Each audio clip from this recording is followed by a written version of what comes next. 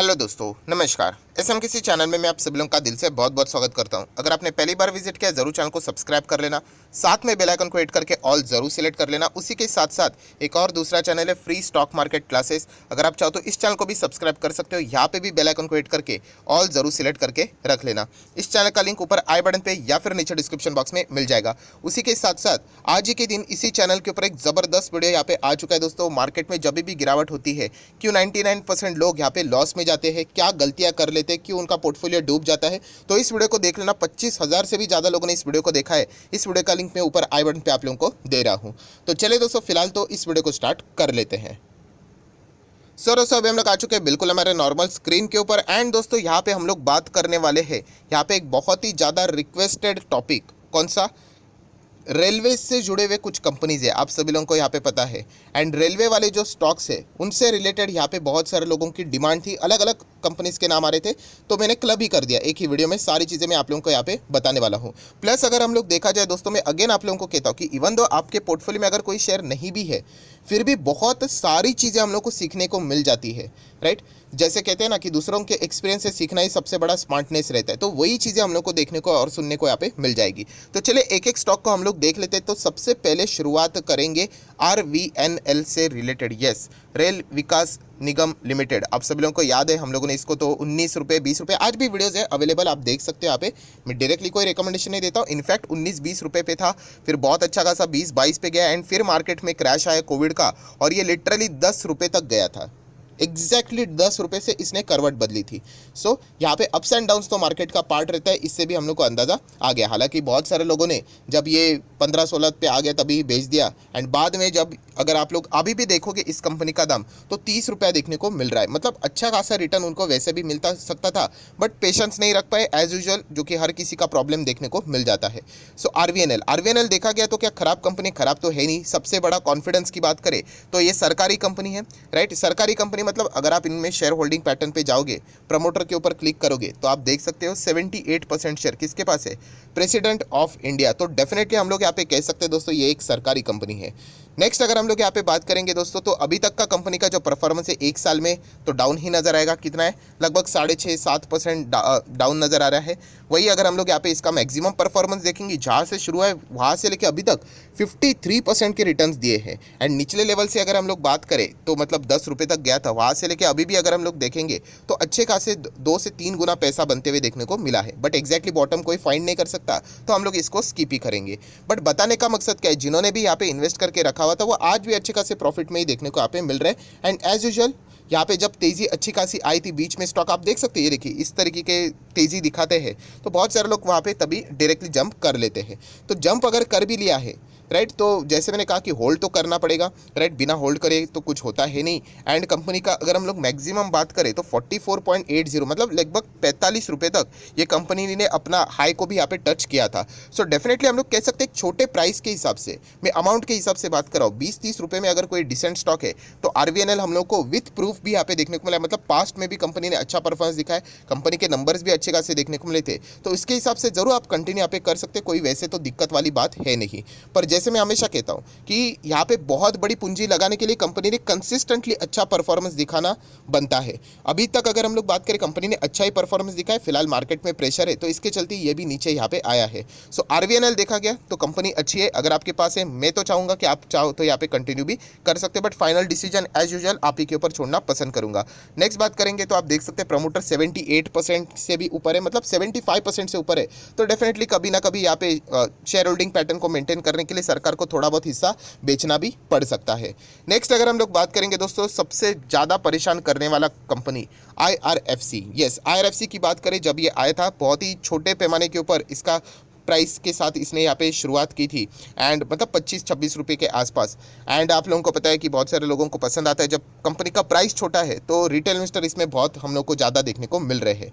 मैं अगेन कहना चाहूँगा, मेरे पास खुद भी ये कंपनीज के शेयर है, बट मैं बहुत ही लिमिटेड अमाउंट के साथ स्टार्ट करता हूँ। एज यूजुअल जैसे मैंने कहा कि मैं किसी के ऊपर ब्लाइंडली ट्रस्ट नहीं करूंगा। ब्लाइंडली ट्रस्ट मतलब कंपनी अपने आप को प्रूव करके दिखाए, तब जाके हम लोग इसमें इंस्टॉलमेंट बढ़ाएंगे। सो IRFC की बात करें तो अभी तक इसने अपने आप को बिल्कुल भी प्रूफ नहीं किया है। जब से शुरू हुआ है तब से लेके अभी तक सिर्फ और सिर्फ प्रेशर वाला ही सिचुएशन देखने को यहाँ पे मिला है। सो डेफिनेटली जब तक ये कंपनी अपने पुराने लेवल 25-26 या फिर आप देख सकते हैं जो हाई लगाया था 26.45 इसको ब्रेक नहीं करता है, तब तक यहाँ पे हम लोग कह सकते हैं इसमें बड़ी मतलब बोलते हैं ना एक गजब की तेजी आना बहुत ही मुश्किल यहाँ पे देखने को मिल रहा है। क्या कंपनी में कोई फ्रॉड है, गड़बड़ है? तो ऐसा बिल्कुल भी नहीं। जैसे मैंने कहा कि रेलवे से जुड़ी हुई कंपनी है, सरकारी कंपनी है, पर इसके ऊपर एक स्पेसिफिकली लटकती हुई तलवार भी है और बहुत बड़ी लटकती हुई तलवार है। एंड वो है दोस्तों शेयर होल्डिंग पैटर्न में प्रमोटर का 86% तक रहना। आपको पता है 75% तक लाना पड़ता है। तो डेफिनेटली हम लोग यहाँ पे कह सकते हैं कभी भी ऐसा हो सकता है कि ये स्टॉक ज़बरदस्त तेज़ी दिखा दे, बहुत अच्छा खासा तेज़ी दिखा दे, लेट से 24-25 रुपये तक भी जाए एंड उसके बाद पता चलेगा कि OFS आ गया 20 रुपये पे, ऐसा हो सकता है। तो इसके लिए आप लोगों ने मेंटली प्रिपेयर रहना, क्योंकि मार्केट में ऐसे बहुत बार चीज़ें होते हैं। IRCTC जैसे कंपनी में भी ऐसी चीज़ें हो चुकी है। सो ये भी मैं आप लोगों को पहले ही वार्न यहाँ पे कर दूँ। कंपनी खराब नहीं है, बट ये कंपनी का परफॉर्मेंस अभी तक हम लोग को उस लेवल का देखने को अभी तक मिला नहीं है। इससे अच्छा हम लोग जरूर कह सकते हैं RVNL ने खुद को तो जितना शॉर्ट पीरियड था उसमें तो उसने अपने आप को अच्छा खासा प्रूफ यहाँ पे मतलब प्रूव करके यहाँ पे दिखाया है। सो IRFC की बात करें, कंटिन्यू तो जरूर करेंगे, बट इस कंपनी में एक्स्ट्रा इंस्टॉलमेंट में तभी लगाऊंगा जब ये कंपनी अपने पुराने लेवल्स को तोड़कर आगे बढ़ेगी। अगर ये कंपनी यहाँ तक ही नहीं बढ़ सकती है तो इसमें पैसा लगाना बेवकूफ़ी होगी, ऐसा पर्सनली मुझे यहाँ पे लगता है। सो डेफिनेटली सरकारी कंपनी है, मैं कोई ज़्यादा एक्सपेक्ट नहीं करता हूँ कि सुपर डुपर चले करके, बट अभी तक का कंपनी का परफॉर्मेंस ओके देखने को मिला। अच्छी बात यह है कि कंपनी डिविडेंड देते हुए देखने को यहाँ पे मिल जाती है। नेक्स्ट अगर हम लोग यहाँ पे बात करें, मतलब अगर आपके पास ये कंपनियां रहेगी आप चाहो तो कंटिन्यू यहाँ पे कर सकते हो। बट अगेन जो चीज़ मैं बार बार कह रहा हूँ, बहुत सारे लोग, किसी का कमेंट आया था कि उसने 1 लाख रुपया लगाया है इस कंपनी में। अभी सोच के देखियो 1 लाख रुपया डायरेक्टली लगाना, ये थोड़ा सा मतलब लगता है कि मतलब जल्दबाजी भी आप बोल सकते हो, राइट। अभी किसी को लगा होगा तो ठीक है, हर किसी का अपना अपना ओपिनियन, मैं ऐसा रोकने वाला किसको कौन होता हूँ। पर बताने का मकसद क्या है कि कंपनी का ट्रस्ट मतलब आपका ट्रस्ट जीतना चाहिए कंपनी ने। अगर मेरे पास अगर फॉर एग्जांपल 1 लाख होता तो मैं एटलीस्ट उस कंपनी में, चलो मुझे बहुत ही अच्छा लगता है तो एटलीस्ट मैं मतलब बोलते ना 5,000 से शुरू करता। वैसे तो मैं 1,000 से शुरू किया हूँ, राइट, उससे ज़्यादा नहीं, क्योंकि पता नहीं ना जाएगा आगे नहीं जाएगा, क्योंकि मार्केट में ऐसी बहुत सारी चीज़ें हैं। अगर कंपनी एक बार अच्छा करना शुरू करे, अच्छे खासी इन्वेस्टर बार बार पैसा लगा रहे, तो डेफिनेटली हम लोग कहेंगे उसमें मोमेंटम बन जाता है और फिर हम लोग यहाँ पे धीमे धीमे करके हायर लेवल पे भी क्या कर सकते हैं, उसमें इन्वेस्ट कर सकते हैं। बट फिलहाल अभी ऐसा कुछ हुआ नहीं, इसीलिए दोस्तों इतने बड़े बड़े अमाउंट बिना सोचे समझे लगाना नहीं होता है, राइट। ये मतलब बन गया तो ये तो तुक्केबाजी हो गई, बन गया तो आप बोल सकते हो कि देखो पैसा बन गया, नहीं बना तो देखिए अभी ऐसा अटकना पड़ता है। तो इतना तो कह सकता हूँ कि लॉस में बेचने वाली तो कंपनी है नहीं। अभी देख लेते कहाँ तक जाता है। नेक्स्ट बात करेंगे एक और कंपनी जिसने पर्सनली मुझे भी डिसअपॉइंट किया है दोस्तों, आर्कॉन इंटरनेशनल। बोनस भी दिया है कंपनी ने, स्प्लिट भी दिया है, वो तो पार्ट रहता है। बोनस स्प्लिट से तो कंपनी का शेयर प्राइस 36-40 के आसपास देखने को मिल रहा है, वरना ये तो शेयर हम लोग को 150-200 के ऊपर देखने को मिल सकता था। सो इसके कारण ये सस्ते दाम पे देखने को मिल रहा है। अभी भी अगर हम लोग देखेंगे कंसोलिडेशन फेज में ही है, मतलब एक ही रेंज में देखने को मिलती है कंपनी। ये देखिए ये वाला ही रेंज है। सो उसी में ही हम लोग को यहाँ पे ट्रेडिंग ज़बरदस्त चलती हुई देखने को मिल रही है। अभी तक इतना कुछ खास परफॉर्मेंस है। वैसे कंपनी ये जितने भी देखोगे तो ये स्मॉल कैप टाइप की कंपनी है। सो आर्कॉन इंटरनेशनल भी अगर आपके पास है तो यहाँ पे इतना तो कह सकता हूँ कोई वाहियात कंपनी नहीं है। सिमिलर वे रेलवे से ही जुड़ा हुआ है, इनको बहुत सारे हम लोग को कंस्ट्रक्शन से रिलेटेड ऐसे काम देखने को यहाँ पे मिल जाते हैं। एंड अगर हम लोग सेम शेयर होल्डिंग पैटर्न को भी चेक करेंगे, ये भी सारे के सारे यहाँ पे प्रेसिडेंट ऑफ इंडिया, सरकारी, इसमें ही हम लोग को ये सभी के डोमेन्स देखने को यहाँ पे मिल जाते हैं। सो हम कह सकते हैं यहाँ पे अगर आपके पास रहेगा, ये इन्वेस्ट करने से पहले आपको पता होना चाहिए कि ये ऐसा परफॉर्मेंस यहाँ पे दिखा सकते हैं। एंड आखिरी अगर हम लोग स्टॉक की यहाँ पे बात करें तो रेलवे में किसी ने अच्छा यहाँ पे किया है, वो है IRCTC। रीज़न भी है मोनोपोली वाला बिजनेस है। सो बहुत ही अच्छा खासा परफॉर्मेंस फिलहाल तो देखने को मिला है, बट फिर भी सरकार ने बीच में जिस प्रकार के डिसीजन लिए थे, इसके चलते इस कंपनी को भी खामियाजा भुगतना पड़ा था। तो ये रिस्क हमेशा सरकारी कंपनी में रहती है दोस्तों, कि सरकार यहाँ पे क्या फैसला ले वो तो हमारे हाथ में यहाँ पे रहता नहीं है। तो ये इसीलिए सब कुछ सोच समझ कर आप लोगों ने विचार यहाँ पे करना चाहिए।